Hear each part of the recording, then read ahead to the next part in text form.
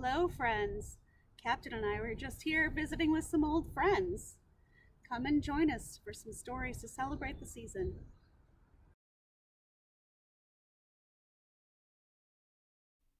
Hello, friends. It's that time of year when the nights are getting longer and we turn our pumpkins into jack-o'-lanterns. We dream of goblins and witches' cackles and werewolves howling at the moon. So I'm here today to share some fun stories with you to celebrate the season. Our first one is Vlad, the Fabulous Vampire, written by Flavia Zidrago. You may have remembered in a previous video where we did Gustavo the Shy Ghost. This is another one in the series, the new one this year. Vlad, the Fabulous Vampire.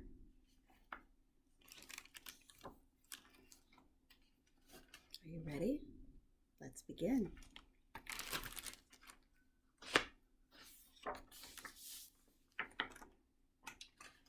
Vlad, the Fabulous Vampire by Flavia Zidrago.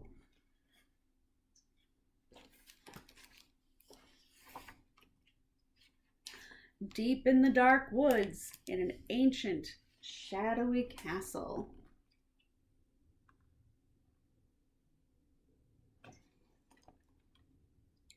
there once lived a stylish vampire.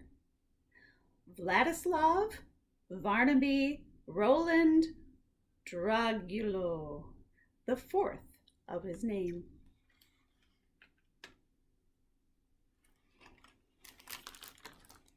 Is it already starting out a little spooky? We'll see what happens. For Vlad, fashion was his passion. And like all his vampire friends, he dressed only in black. Black was elegant. Black was fun.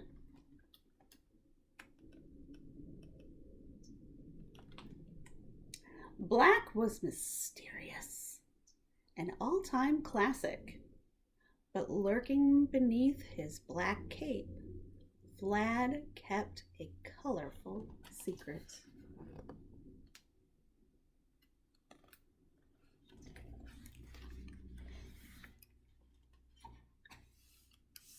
Vlad had rosy pink cheeks. They made him look different from everyone else.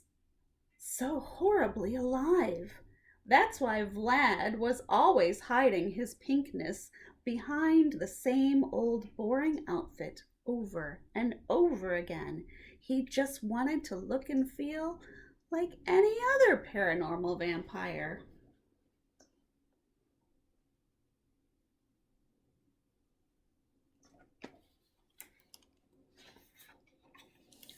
One night, Vlad tried to talk about his secret with his best friend.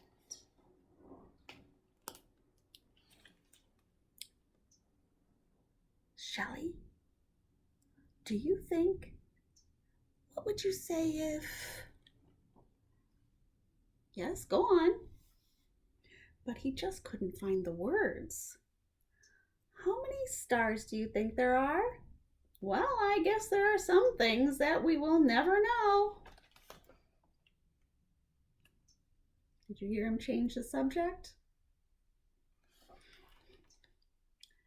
He worried his friends would stop liking him if they discovered who he really was. And then inspiration struck. Ever get ideas in the tub? Or the shower? Sometimes. Vlad was going to design his very own clothes. He worked his fingers to the bone.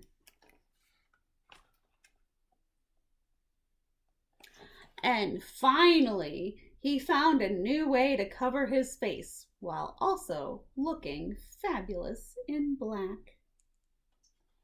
After all, fashion was his passion.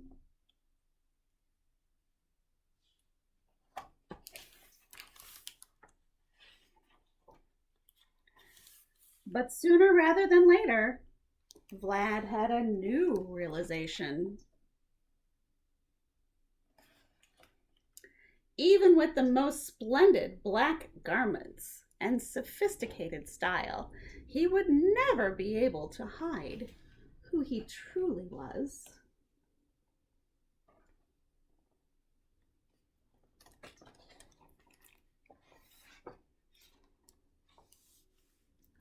No one understands how I feel, he thought.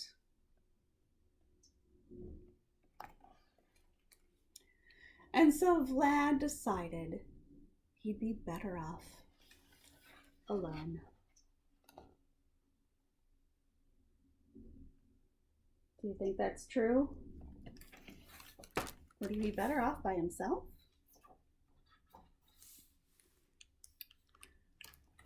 As Vlad left his friends behind, he heard something strange. Shelley was in trouble. Keep your paws off my bat hat, troll. And guess what?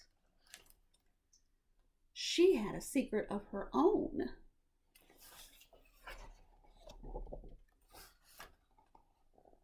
Do you see Shelley's hair?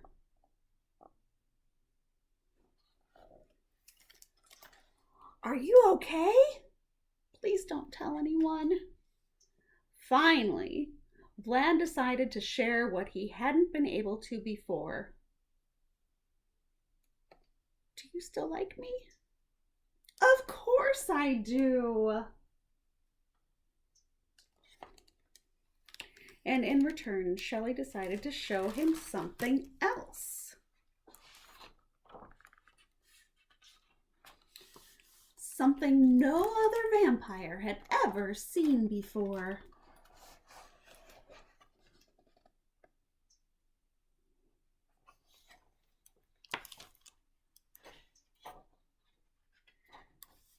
Together they went beyond the borders of the dark woods and adventured into the unknown.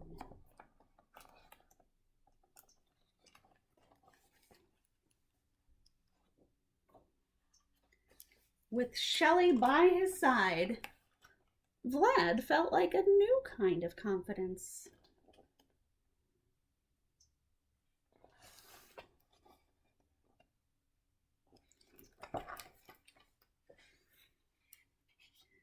Slowly he began to understand that in order to feel good about himself, he didn't have to change.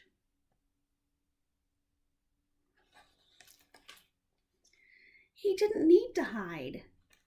Instead, he began to think,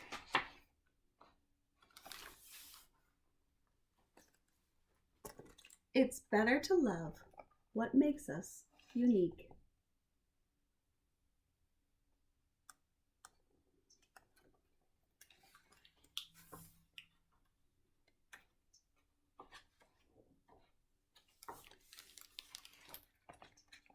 Back home, with Shelley's help, Vlad was ready to show everyone else his true self. It took a lot of courage, but as we know, fashion was his passion.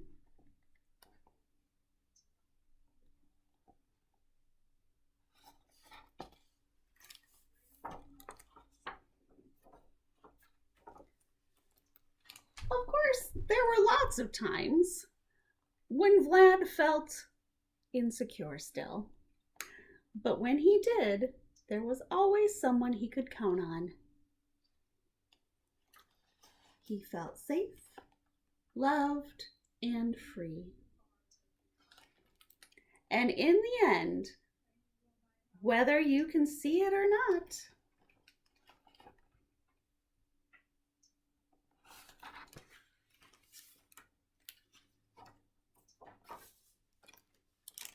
you might just say that there's a little bit of Vlad in all of us. Notice how colorful and rosy they are now? Just like Vlad's cheeks. Feel free to come check out this book and the rest of the series at the library. That's Vlad the Fabulous Vampire by Flavia Zidrago, part of the Gustavo the Shy Ghost series. It can be fun to tell spooky stories about vampires and witches and goblins and ghosts. Probably some of you will be getting dressed up as those things and going trick-or-treating for Halloween. Disguising ourselves and going out on Halloween night is a tradition that started many, many years ago, and it's because people believed that ghosts or spirits of those who have passed before us are very close to us this time of year. An ofrenda for Pero.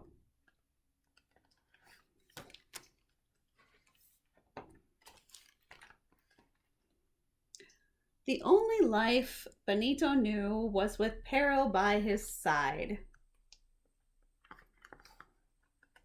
Do you have a pet that's always by your side? It's a nice feeling. Pero followed Benito everywhere. Together they played fetch, hiked, caught crickets, and stargazed.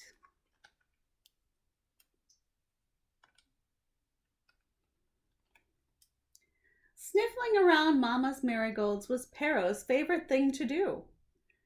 And Pero was always there to comfort Benito whenever he was feeling sad. Do you have someone that comforts you when you're sad?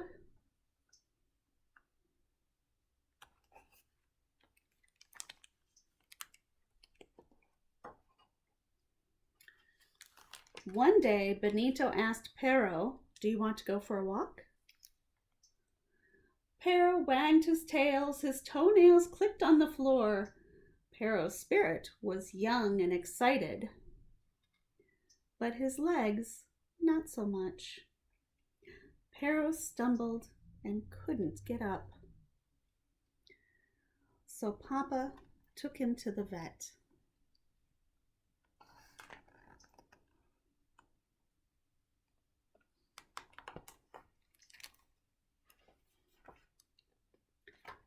That night, Papa returned, but Pero did not. Benito cried and cried. "Pero lives in our memories," Mama whispered. "He's still with us." Benito didn't understand. "But Pero is gone," he sobbed. Benito could barely leave his room for the next few days. He missed his cuddly furry friend, whose snoring lulled him to sleep. He even missed the musky wet dog smell Pero had after a hike in the rain, and the slobbery balls Pero would drop at his feet.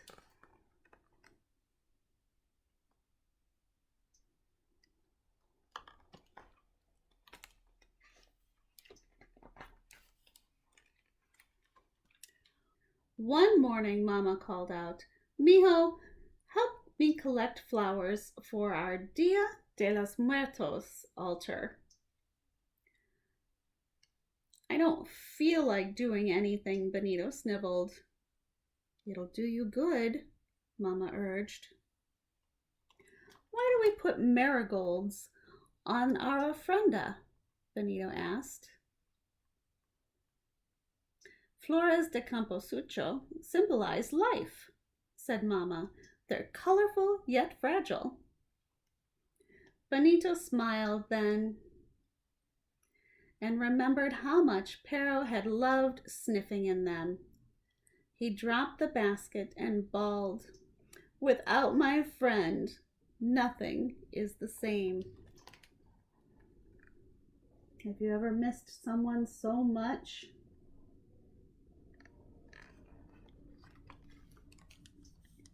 It hurts to miss someone like that, doesn't it?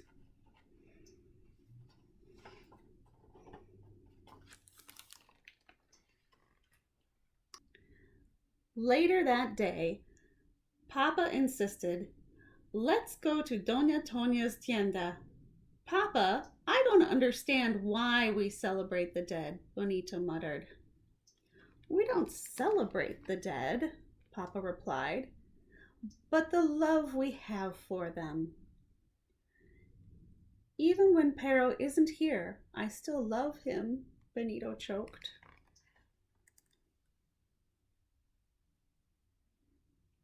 That's true, isn't it? Even when someone's not near us, we still love them.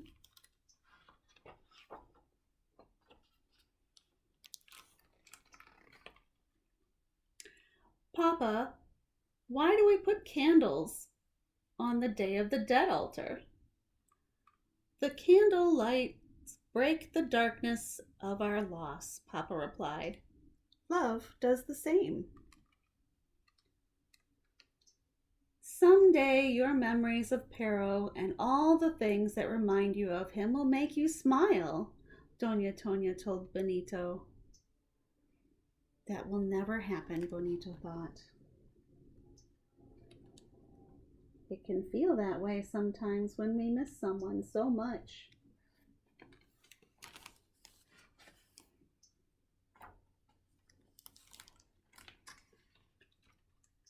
When Papa and Benito returned home, Mama sang out, Perhaps this will make you smile. Abuelita sent you a gift.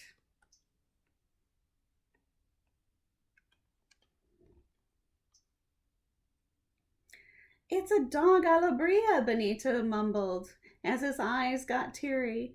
If Pero were here, he'd growl at it. Grr.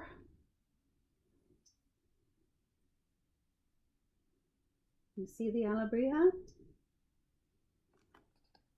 A brightly colored dog that his grandma sent him?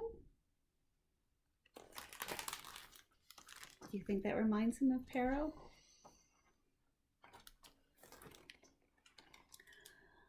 Benita helped set up the altar while Mama hummed a mariachi tune. Mama, who's in this photo?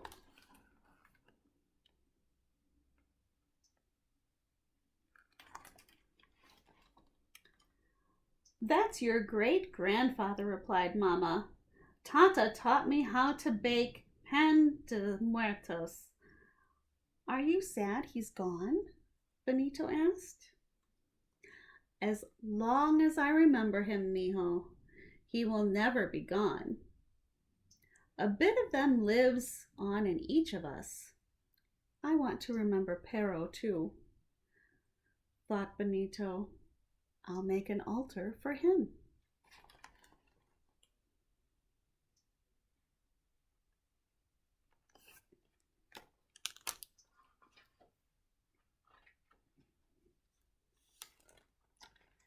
As Benito set up the ofrenda, Pero's ball fell to the floor.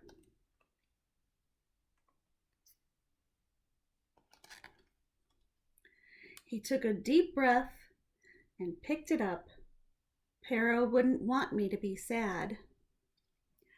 After dinner, Mama, Papa, and Benito gathered to share stories about their loved ones on the altar. Like you, Benito, Abuelo loved his dog. Like Mama, Tata made the best pan de muertos, said Papa. He taught me everything I know about baking, Mama added. And like you, Papa, Pero snored like a choo-choo train, and Benito giggled.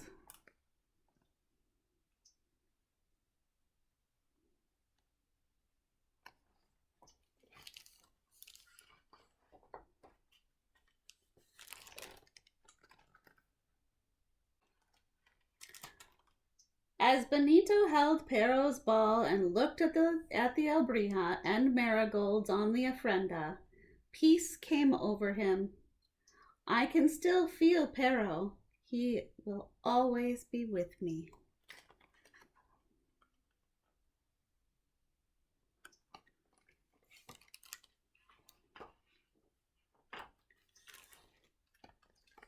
There are some author's notes and a glossary on what the Spanish words mean in the back of this book.